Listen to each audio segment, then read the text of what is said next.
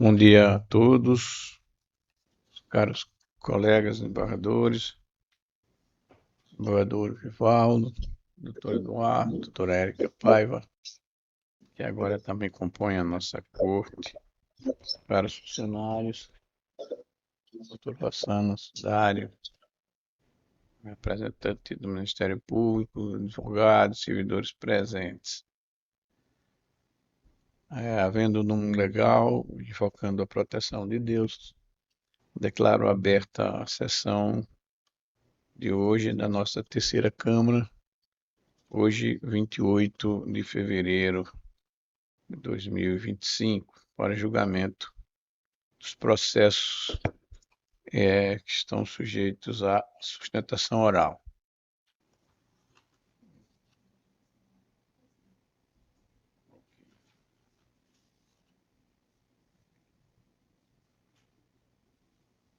Eu vou chamar o processo pela ordem daqui de presença, processo 0845-51, da relatoria do doutor Eduardo Pinheiro. A doutora Samara se encontra presente para sustentação.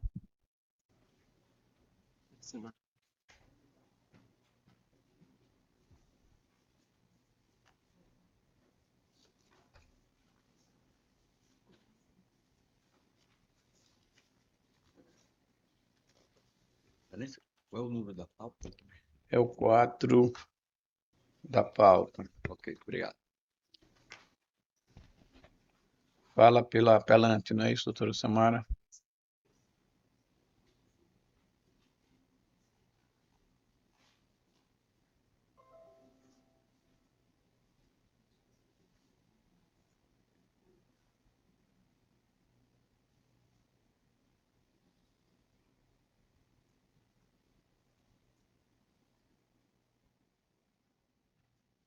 Excelência, Vossa Excelência tem 15 minutos regimentais.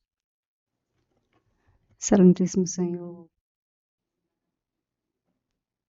doutor Mauri, excelentíssimo senhora juíza convocada doutora Érica, doutor Vivaldo, excelentíssimo senhor relator, doutor Eduardo Pinheiro, representante do Ministério Público, serventuários, meus colegas advogados aqui presentes, quero dizer que é uma satisfação fazer minha primeira sustentação oral aqui na terceira Câmara, onde venho aqui, eu venho de Mossoró, mas venho defender um processo oriundo da primeira vara civil da comarca de João Câmara, em que se busca, falo pela apelante, Solange Alves, em que busca reformar a decisão oriunda da primeira vara de família da comarca de João Câmara, em que julgou procedente um processo movido por Maria do Céu de Oliveira, em que ambas disputam, entre aspas, a legitimidade, digamos assim, e a existência sustenta a apelada de união estável com o falecido esposo da apelante, Dona Solange. Dona Solange foi casada com o senhor Pedro, na cidade de Mossoró, por mais de 2 décadas, com quem teve 2 filhos. Antes disso, o senhor Pedro teve um primeiro casamento, com quem teve mais 2 filhos, e passamos a conversar um pouco sobre o que existe no processo na questão fática. Em relação à questão fática, a apelada sustenta que manteve um relacionamento equiparado à união estável com o falecido esposo da apelante, com quem nunca teve filhos, que dizia ser uma união estável porque o relacionamento era público, de conhecimento de algumas pessoas, não público, mas que algumas pessoas da família do falecido tinham conhecimento disso, em especial quem ela trouxe para ser testemunha, os filhos do falecido do primeiro casamento. Pessoas essas declaradamente desafeto da segunda esposa, porque entendiam que o casamento do pai com a mãe havia sido encerrado em razão da hora apelante. Essas são as testemunhas. No processo em si, temos o debate das provas testemunhais, contra as provas documentais trazidas ao processo. Neste ponto, chamo a atenção para Vossas Excelências que as testemunhas ouvidas no processo que sustentam a tese da apelada são os filhos do falecido do primeiro casamento e supostas pessoas que teriam locado imóveis em que o de cujos teria convivido com a apelada. Razão esta que é sustentado por ela que havia uma relação de união estável. Por outro lado, a prova nos autos é farta documentalmente no sentido de demonstrar que a apelante, por outro lado, nunca esteve separada de fato, nem tampouco de direito, logicamente, do falecido. Após a aposentadoria dele, um servidor que era da Petrobras, sempre teve o desejo no coração, saiu de Mossoró e voltou para a terra onde nasceu, para viver com sua mãe, que hoje ainda é viva, tem mais de 95 anos. Lá tinha o desejo, que sempre teve de infância, de poder criar bichos, porque era uma pessoa que era da roça, como a gente diz aqui. Porém, estabeleceu esse relacionamento extraconjugal, ressalto, que não se confunde com uma relação de união estável, cuja proteção legal existe do Estado, diferentemente do relacionamento extraconjugal de natureza adulterina e, portanto, concubinato. Neste sentido, temos que as provas coligidas pela parte apelada são, na base, declarações previamente feitas em um computador e assinadas pelas pessoas que também confirmaram as suas declarações em audiência. Todas as declarações foram feitas previamente e colocadas nos autos. Afora isso, em termos documentais, o direito não socorre à apelada, visto que, no item 4 dos memoriais, inclusive, que foram entregues a Vossas Excelências, nós temos que a recorrente, ela mesma, a recorrida, perdão, por ela mesma declarou, no CAD único, que inexistia união estável a partir do momento em que ela declara, no documento de ID 124360 ou 989, em que demonstra, Excelência, que ela mesma declara que vive sozinha, é a única que reside no lar.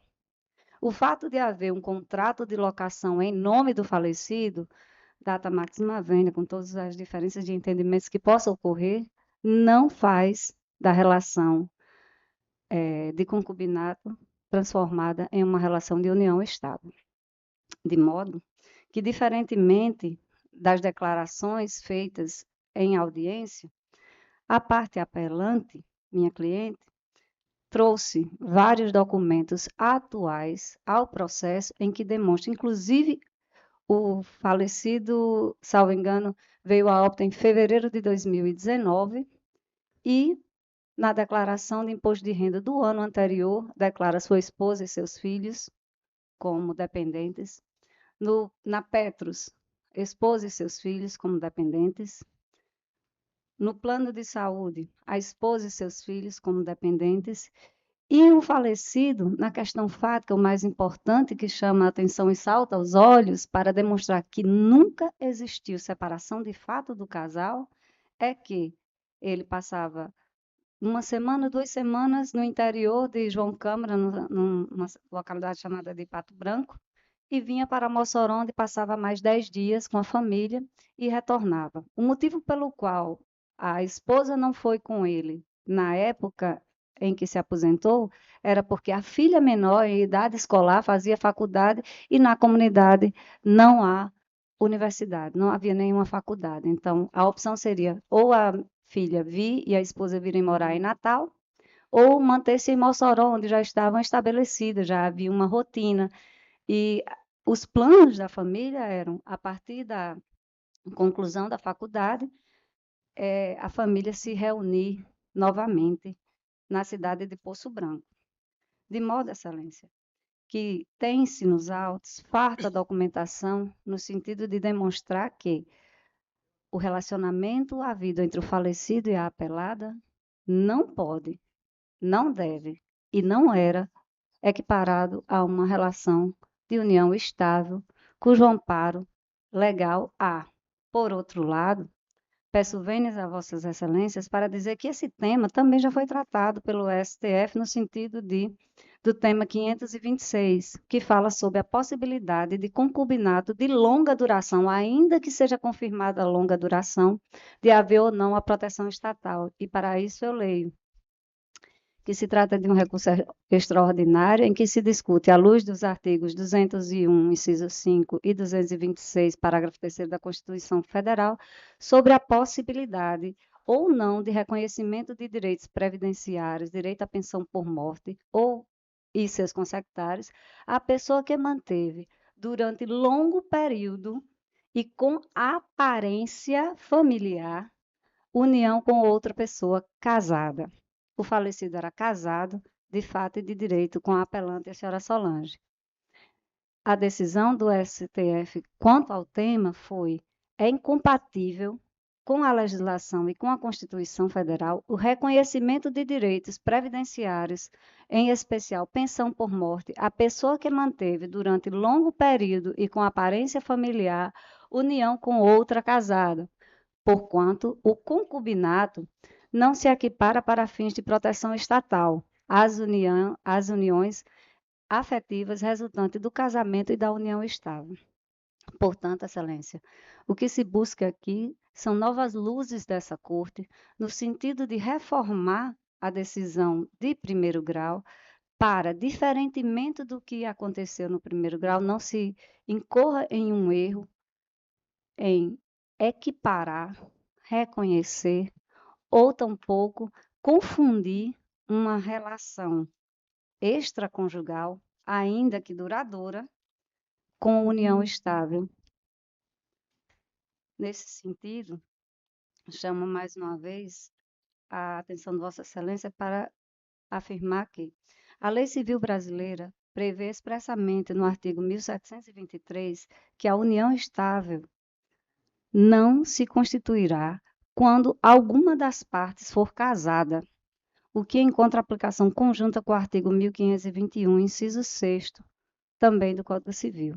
Excelências, estamos diante de uma relação adulterina, extraconjugal, não protegida pela lei, que é o concubinato, apesar de a parte apelada sustentar que durou bastante tempo. Chama e salta aos olhos que a união mantida, o suposto relacionamento mantido não tinha caráter, nem interesse, nem tampouco pretensão de constituir família, como também como assim está previsto na própria legislação, quando diz respeito, quando vai definir a união estável. Tratava-se sim de um homem casado, ainda convivendo com sua esposa, em todos os sentidos, com a sua família, que estava morando em uma cidade diferente, e apenas esse fato não faz crer, nem tampouco é suficiente para reconhecimento da união estável pretendida pela parte apelada. Por essas razões, Excelências, desembargador Dr. Eduardo, relator, pugna pelo provimento da apelação apresentada e a reforma da sentença proferida nesses termos em que peço deferimento de Vossas Excelências. Muito obrigada. Doutora Samara. O relator vem conduzindo o voto pelo improvimento do recurso. Já a manifestação aqui dos dois vogais, eu indago se há alguma consideração. Nenhum acréscimo. Proclamo, então, negado provimento à unanimidade de votos, nos termos do voto do relator.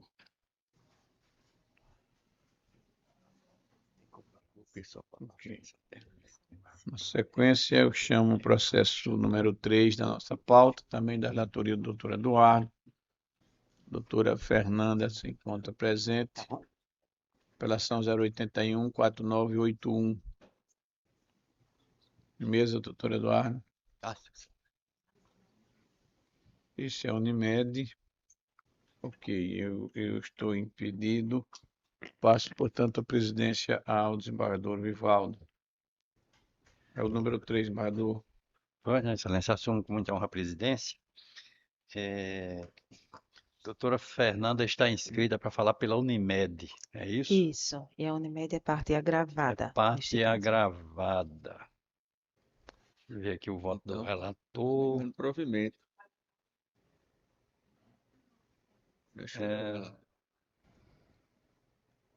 agravada é conhecimento e Eu tô desprovimento. mantendo. O relator está dando, desprovendo o recurso. Desprovendo, então eu dispenso a sustentação, agradeço a oportunidade da fala e gostaria de cumprimentar todos os excelentíssimos jogadores, a ilustre representante do Ministério Público, colegas advogados e serventuários, dizendo da satisfação que tem estar diante dos senhores no início do ano judiciário, presencialmente, né, aqui nesta tribuna. É sempre uma honra e uma satisfação. Obrigada, Pois senhores. não, agradeço, Vossa Excelência.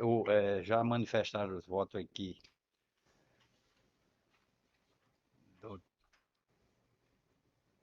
desembargador Ibanez, que no caso não foi, né? Foi a doutora Érica e o meu voto. Então, a unanimidade, nós temos o voto do relator.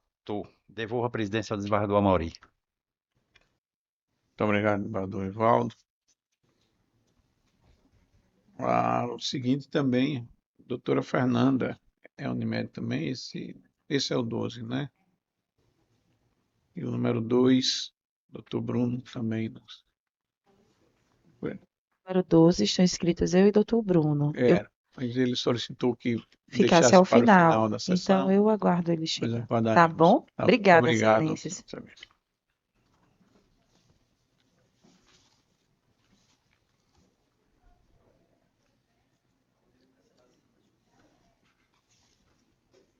Vou chamar o número 6 da relatoria do doutor Eduardo.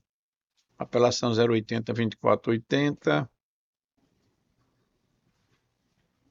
Doutor José Severino de Moura. Fala pela parte apelante. Se encontra? Está online. Processo de mesa, doutor Eduardo. Tá, excelência. Doutor José Severino. Bom dia, doutor. Vossa Excelência fala pelo apelante, não é isso? Está sem som.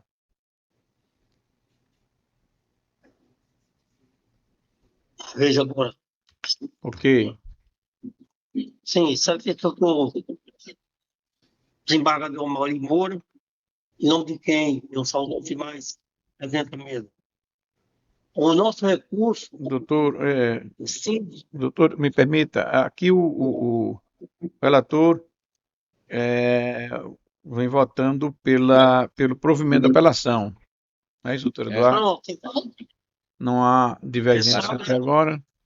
Vossa Excelência, pronto, justamente o nosso intuito era pedir o provimento do recurso para informar a sentença que não contabilizou os prazos da suspensão do tempo do coronavírus. pois não. Então, somente para agradecer a prestação jurisdicional dessa Câmara e a satisfação de participar dessa sustentação. Obrigado. Muito obrigado, doutor. Na sequência, o número 7, também da relatoria do doutor Eduardo. Apelação civil 081-0788. Doutora Nádia Caroline. Se encontra?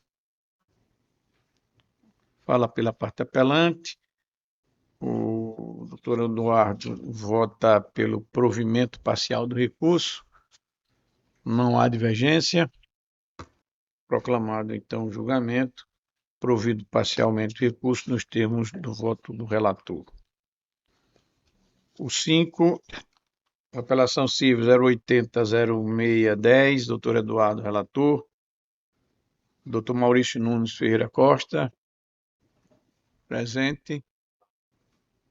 Fala pela parte apelante, o Banco da Ecoval. Isso, excelência. Doutor Maurício? Tem, excelência? Consegue me escutar? Sim. O voto do relator é pelo provimento parcial. Vossa Excelência insiste na sustentação? Sim, Excelência, se Pois puder não. discorrer o voto, eu posso sustentar apenas no ponto que não foi. Ok, eu vou dar a palavra a é, Vossa Excelência pelos 15 minutos regimentais. Tem a palavra, Excelência. Ok, Excelência. Obrigado, um bom dia, nobres jogadores, Excelentíssimo Presidente. Nossa apelação é justamente para trazer a Vossas Senhorias que o banco ele tem, né, ele traz novas, sempre possíveis seguranças jurídicas para poder fazer esses empréstimos. Então, com isso, né, na tentativa de sempre proteger tanto o banco como o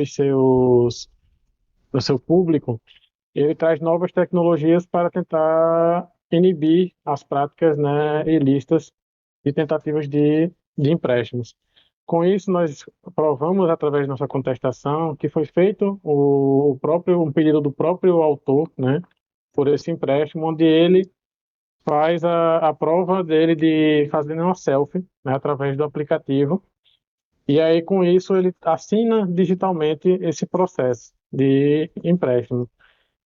E dessa forma, o empréstimo cai na conta do autor, mas posteriormente ele entra no judiciário informando que não fez esse empréstimo e aí requerendo que seja devolvido, né, as parcelas que ele fez o pagamento e o cancelamento desse empréstimo. Então, tendo em vista isso, nós trouxemos a prova, né, durante o processo, inclusive requeremos audiência de instrução para que o autor confirmasse aquela selfie que ele retirou, se foi no intuito dele retirar aquela selfie, se ele se recordava, mas o juiz de piso entendeu que não era cabível, então ele negou essa prova. Então ele sentenciou já sem fazer a audiência de instrução. Então, o que nós requeremos é que não haja a questão dos danos morais que foi dado pelo juiz Jacó, tendo em vista que foi de boa fé, onde o banco fez de boa fé esse empréstimo, onde que foi solicitado pelo autor. E com isso também que não seja deferido, como foi em sentença, a questão de devolução dos valores em dobro, principalmente porque o autor fez esse pedido de empréstimo, apesar de posteriormente devolver, né, ter desistido desse empréstimo, querer devolver o valor, ele inicialmente fez esse empréstimo e aí foi descontado as parcelas do benefício dele. E aí o juiz Jacó sentenciou para que fosse devolvido em dobro esse valor. Então, a princípio, nós requeremos que não seja devolvido, porque foi a pedido do autor que foi feito esse empréstimo, e subsidiariamente que então seja feita a devolução simples, não necessitando dessa devolução em dobro. É assim que faço minha sustentação, nobres jogadores, e peço que seja deferido integralmente a apelação. Pois não, doutor Maurício. O relator vota pelo provimento parcial, apenas para determinar que sobre a indenização arbitrada na sentença, a título de danos morais, incida a coação monetária a partir da data do arbitramento. Não é isso, doutor Eduardo? Nos termos da Exatamente. súmula 362 do STJ. Exatamente. Mantém a sentença nos demais termos. Não há divergência. Proclamo, então, provido parcialmente o recurso nos termos do voto do relator à unanimidade. Ok, excelências, muito obrigado. Bom dia para todos, um bom trabalho. Chamo o processo 01 da nossa pauta, um agravo de instrumento 081-4018. Relator, doutor Eduardo Pinheiro.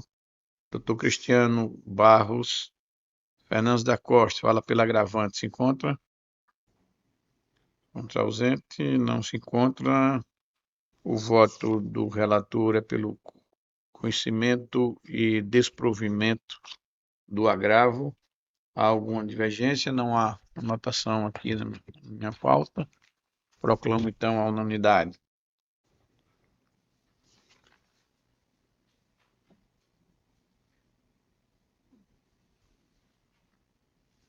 Chamo processo 08 da relatoria também, doutor Eduardo Pinheiro, apelação 084-9362, doutor Breno Cachoeira Dantas Fala pela pelada. Se encontra, doutor Breno? Não se encontra. O voto é pelo conhecimento e provimento da apelação.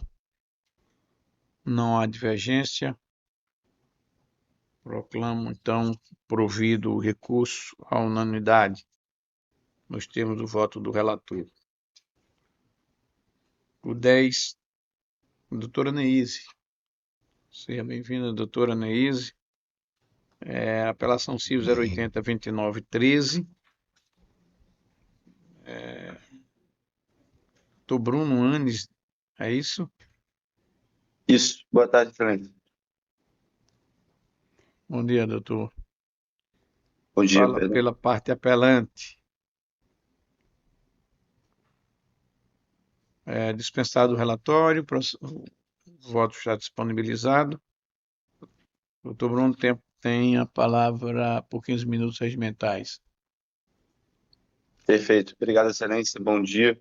Prometo ser breve na minha exposição, até porque a questão é bem simples. O processo, a apelação, é originada de um embargo de execução fiscal, que pede o cancelamento de uma CDA originada por exigência de taxa e exercício do poder de polícia de licença para localização e funcionamento no município de João Câmara. E a gente pede o cancelamento dessa CDA por 3 evidentes novidades separadas já determinariam o cancelamento da CDA. A primeira delas é a indicação do sujeito passivo. O sujeito passivo indicado na CDA é uma filial da apelante que sequer está localizada no município de João Câmara.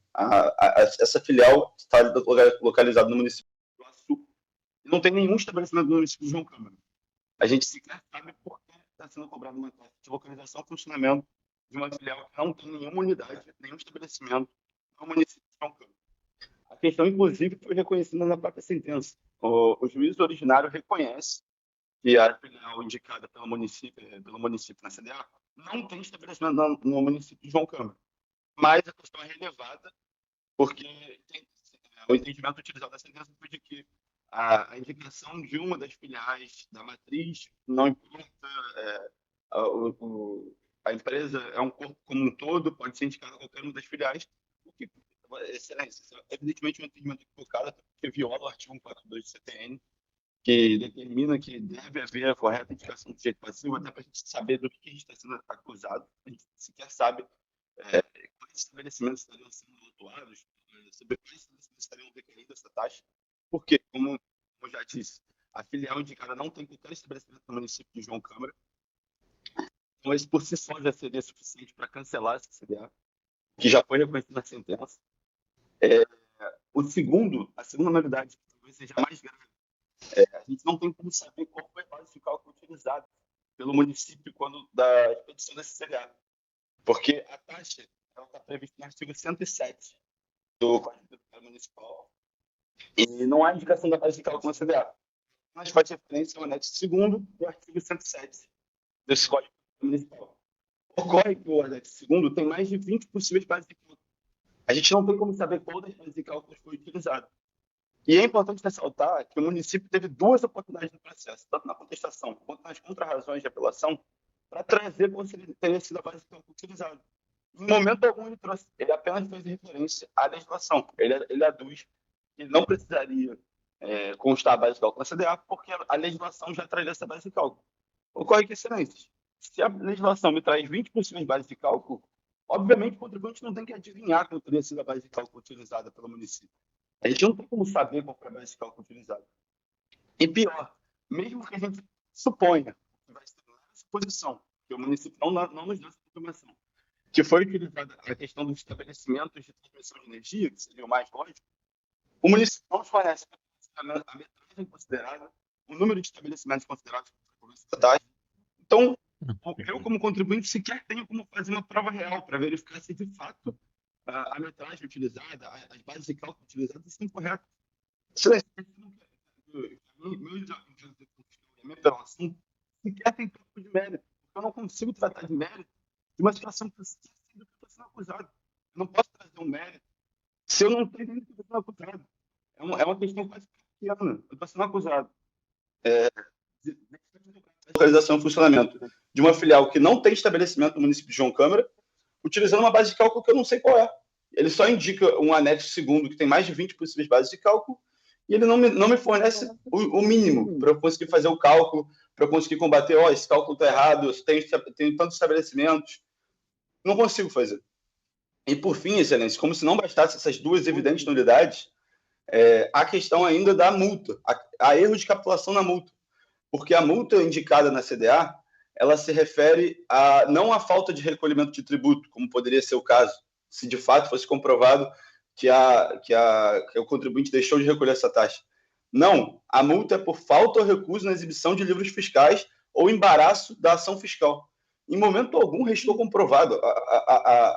O município não apresentou qualquer prova de que a apelante teria deixado de apresentar livros fiscais ou embaraçado a ação fiscal. O simples não pagamento de tributo, como está sendo acusado a apelante, não configura falta ou recusa na exibição de livros fiscais ou embaraço na ação fiscal. São acusações completamente diferentes. Há evidente violação no artigo 42 do CTN, na Constituição da CDA. Por isso que a gente bate tão fortemente nessa questão da nulidade. A CDA é evidentemente nula por 3 aspectos que por si só já configurariam nulidade. Erro de indicação do sujeito passivo, não existe qualquer indicação na base de cálculo, a legislação não é suficiente, a indicação da legislação não é suficiente para suprir essa necessidade, e há erro de capitulação na multa, Excelência. Pela simples análise da CDA, é impossível saber ao certo qual é a acusação fiscal. Eu não consigo sequer fazer uma defesa de mérito, porque a CDA não me dá atributo suficiente para fazer.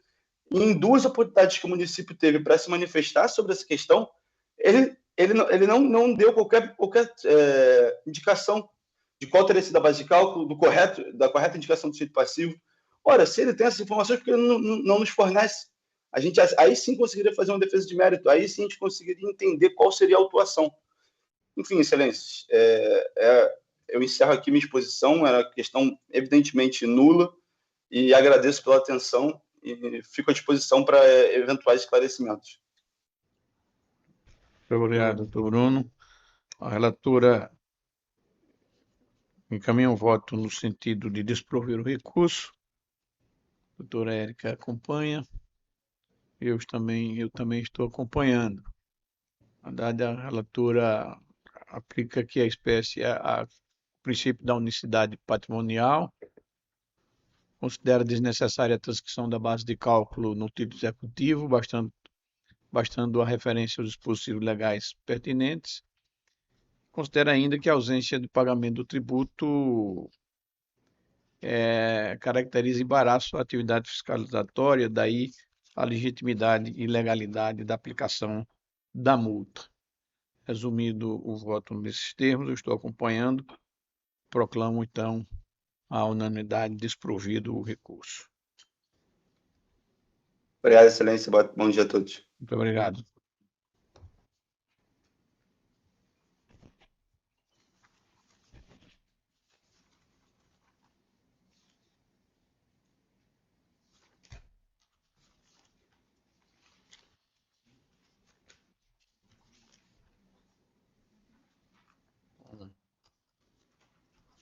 Eu vou chamar agora o número 2, o agravo do instrumento 081-4614, da relatoria do doutor Eduardo. Doutor Bruno Henrique fala pela agravante. Gravada.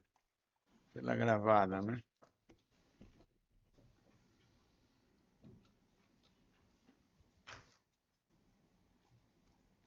Luiz. A vida.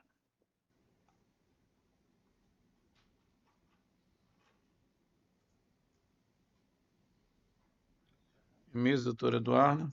Excelente. Doutor Bruno tem a palavra. 15 minutos.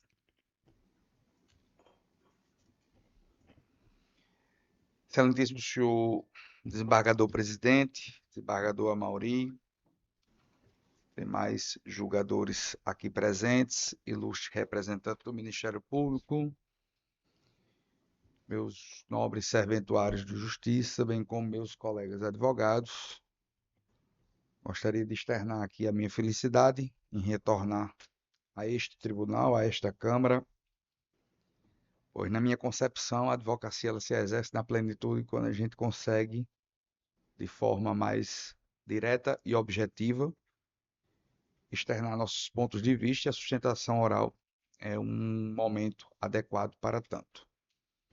Aproveito o ensejo para dar as boas-vindas ao desembargador Amaury, que passou aí essa temporada em exercício institucional. Diz ele, doutor Amaury, que Vossa Excelência fez falta nessa Câmara pelo seu conhecimento, pela sua polidez, pelo seu fino trato. Obrigado. E receba nosso afetuoso abraço, bem como cumprimentar a doutora Érica pelo assento nessa terceira Câmara, né, durante esse biênio, acredito eu, substituindo o doutor Ibanez, com uma responsabilidade que eu tenho certeza que Vossa Excelência vai atender com maestria, já que doutor Ibanez, e olhe que ele até quando se despediu disse, o senhor vai gostar porque a maioria das minhas decisões são contrárias ao seu ponto de vista, mas ser contrário não significa que a gente não deva, fora do julgamento, concordar. Afinal de contas, quando é fundamentado e embasado. Senhor presidente, desembargador Amaury, doutor Eduardo, doutor Vivaldo, que já vem aí do ano passado acompanhando, nós estamos enfrentando um problema muito sério com essa operadora de plano de saúde chamada Apivida. E eu digo a Vossas Excelências sem o menor medo de errar, e gostaria muito que alguém chegasse aqui, quem quer que seja o advogado da Apivida, o Ministério Público, alguém chegasse para mim, não, doutor Bruno, o senhor está equivocado, está sendo cumprido. Não existe uma única liminar, doutor Amaury, no estado do Rio Grande do Norte, uma única liminar sendo cumprida pela Apivida. A Apivida é, literalmente falando, um caso de polícia. E aqui eu aproveito até a doutora Fernanda presente para dizer o seguinte, nesse ponto eu tiro o chapéu para a Unimed. Porque se tem uma coisa que a Unimed não faz é descumprir decisão judicial. Eles recorrem até onde podem, mas não descumprem. A Apivida não.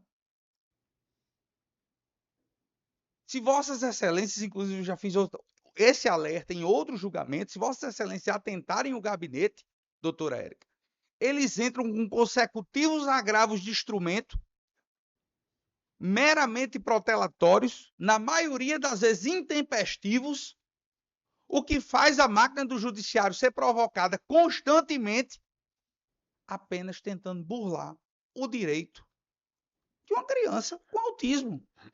E aqui eu deixo muito claro, na decisão que concedeu efeito ativo parcialmente, se afastou um ambiente escolar e domiciliar, mas, doutora Érica, sequer eu estou discutindo ambiente escolar e domiciliar.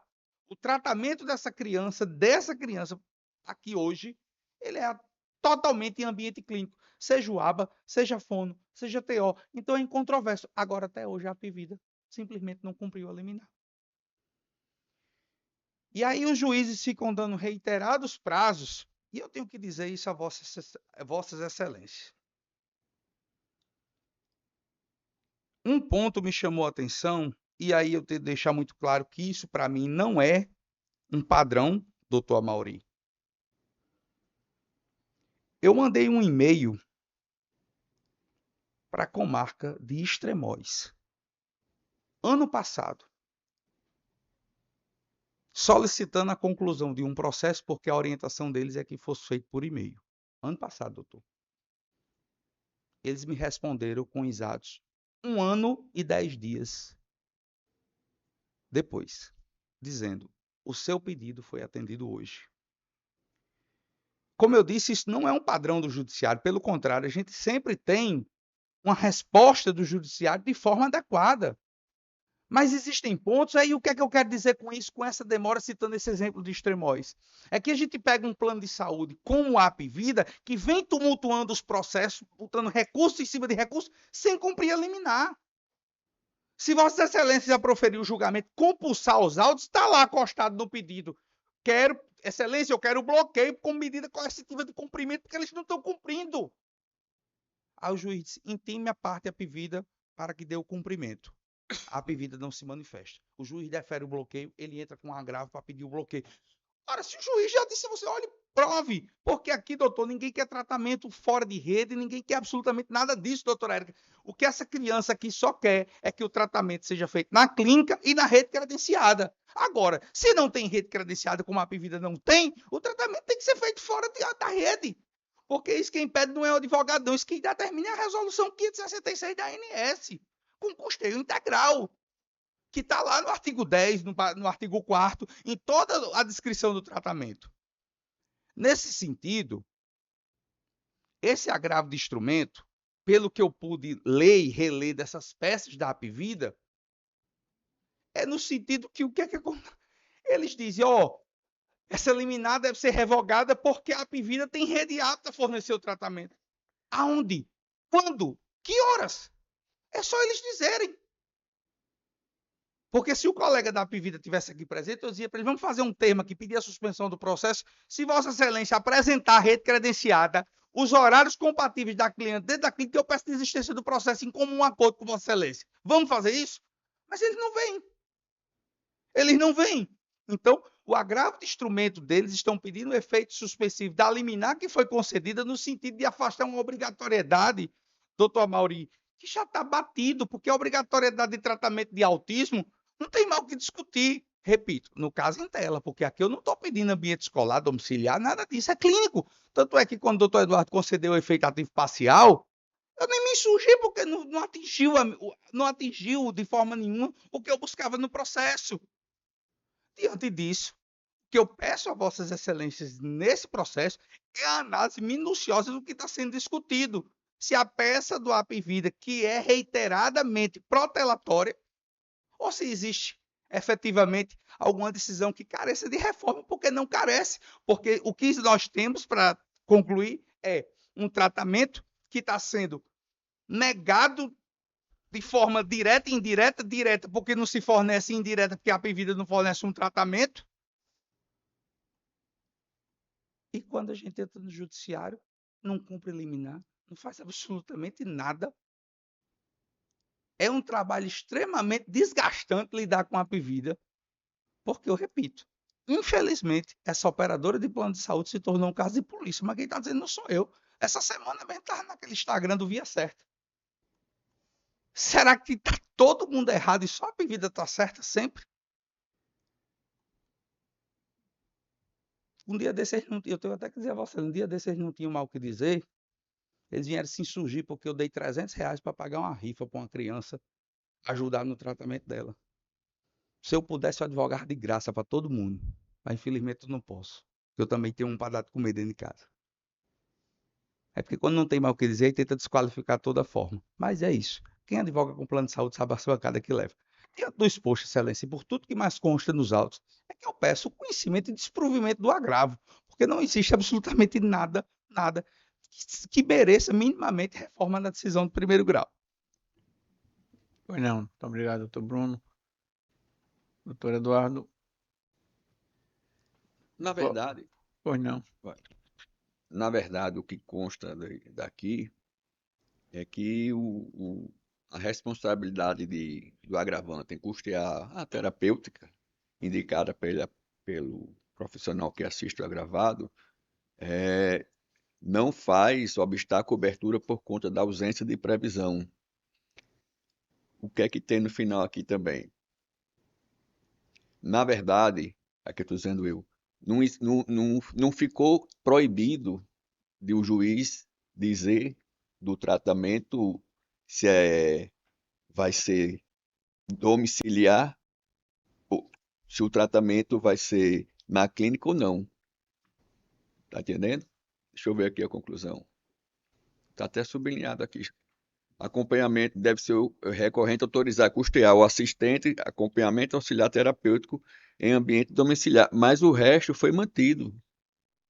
Então, se a emenda, A decisão foi se o mantida. dispositivo do agravo é esse, então me satisfaz, porque como eu disse, É, eu não estou na nem verdade- pleiteando o ambiente natural, Na então verdade, não há... o provimento é parcial porque o juiz... Vai excluir Na verdade, o senhor está balizando Porque a aplicação contratual.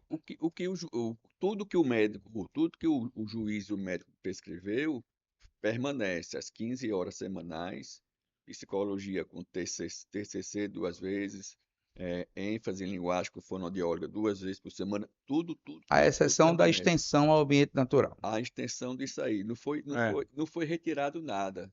Aí aquela perfeito. história, se não tiver, Não, como está dizendo, não, se não tiver rede própria, aí faz nova o cumprimento com essa. provocação, tá entendendo? Não foi retirado nada do que em termos de tratamento, Perfeito. entendeu? Apenas aquela jurisprudência aqui da Câmara de Perfeito. Eu acho que Perfeito. de excluir o assistente terapêutico em ambiente domiciliar. Perfeito. Mas ele persiste a obrigação de fazer ambiente de clínica. Se não tiver ambiente de clínica, ele vai para aquela luta. Vossa Excelência aqui toda semana descreve. Tá bom? Tá. Proclamado, então, a unanimidade, provido parcialmente o agravo nos termos do voto do relator.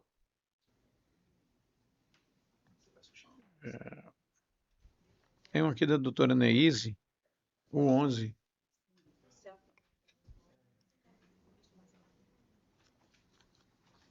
Sim, Excelência. Que já teve sustentação. Ela votou em sessão.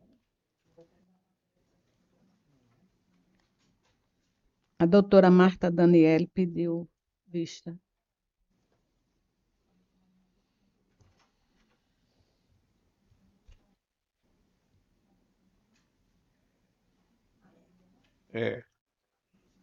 Isso. Eu, como há um pedido de vista, embora a doutora Marta já tenha manifestado, mas isso tem que ser feito como sustentação oral, o voto de vista tem que ser trazido em sessão presencial. Fica postergado, portanto, o julgamento para a próxima sessão presencial. Por fim, eu chamo o 12 da relatoria da doutora Neise. Nesse processo há impedimento de minha parte. Né? A doutora Neise substitui aqui o desembargador Vivaldo. Desembargador Vivaldo. Há um impedimento.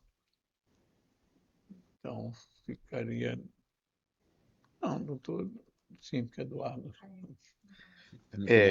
Esse não vai ser possível julgamento em face de ausência de quórum.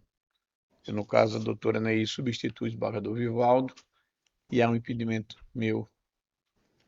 E teremos que convocar, portanto, o julgador da outra Câmara para prosseguirmos no julgamento. Mais algum? Bom, não havendo mais processo na nossa ordem jurisdicional, vamos para a ordem administrativa.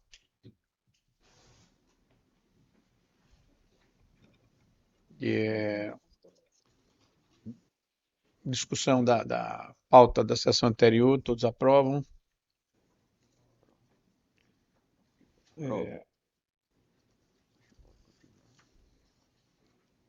Presidente, Pois não, doutora não Neide. sei se é necessário eu continuar na sessão.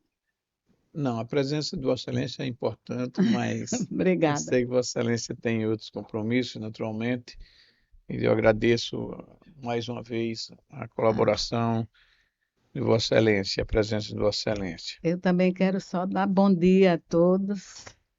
Doutora Rossana, tudo bem? Quanto tempo?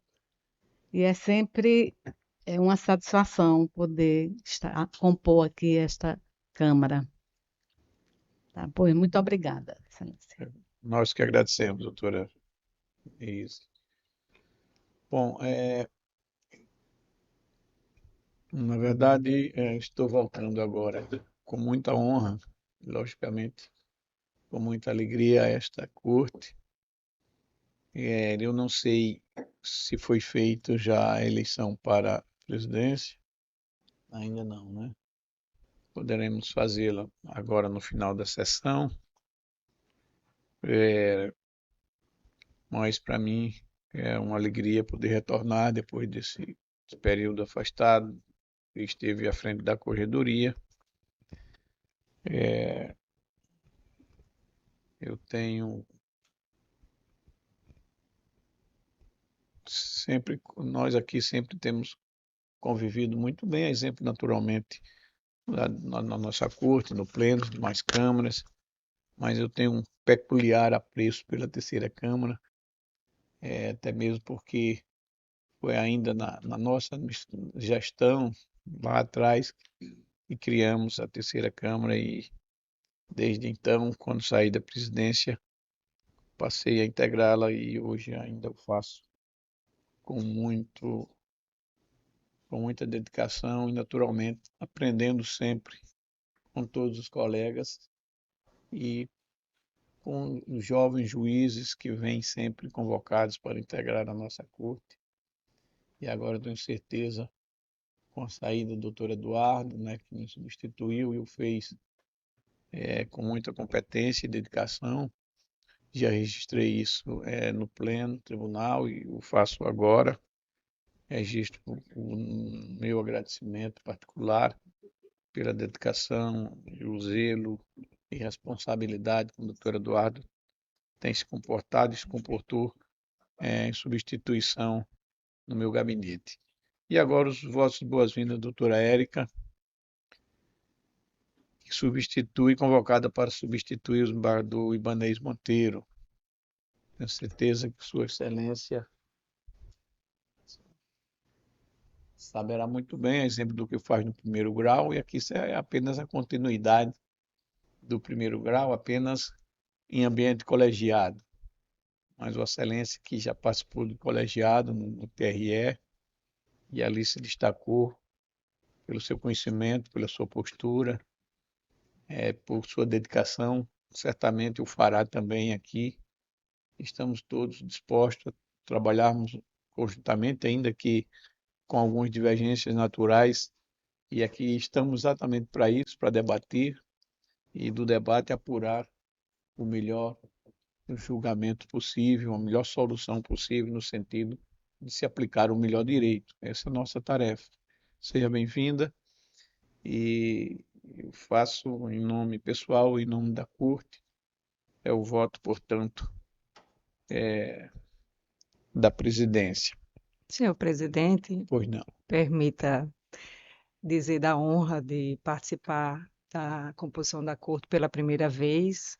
Fui convocada e fiquei muito feliz com a convocação, além de uma experiência, uma grande missão, né, em substituir o desembargador Ibanez, uma pessoa que tanto admiro, e compondo essa corte com inspirações para mim. O senhor sabe do meu apreço e da minha admiração pelo senhor, o desembargador Vivaldo, a quem eu tive a oportunidade de conviver de forma mais próxima com a direção dele na Escola da Magistratura e percebi quanto humilde, o quanto acolhedor é o desembargador Vivaldo, o desembargador Amilcar, que convivi um pouco no TRE, quando pôde comparecer à corte, em algumas oportunidades, participamos da mesma bancada.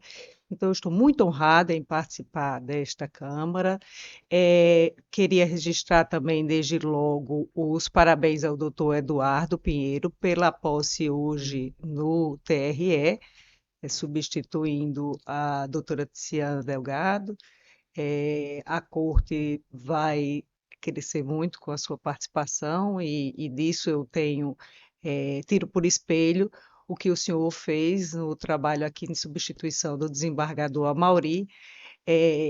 Eu penso que os juízes convocados, eles trazem, de uma certa forma, uma missão de conciliar o olhar do primeiro grau com o que vem decidindo o Tribunal de Justiça, trazer um ar da nossa batalha diária no primeiro grau, e eu acho que o doutor Eduardo fez isso de forma brilhante. Quero registrar especialmente os votos que trazem a demanda predatória como tema, parabenizá-lo pelo voto brilhante que tem sobre essa questão, e me colocar à disposição de todos os senhores, dizer que aqui será um aprendizado que eu vou registrar para a minha carreira e para o resto da vida.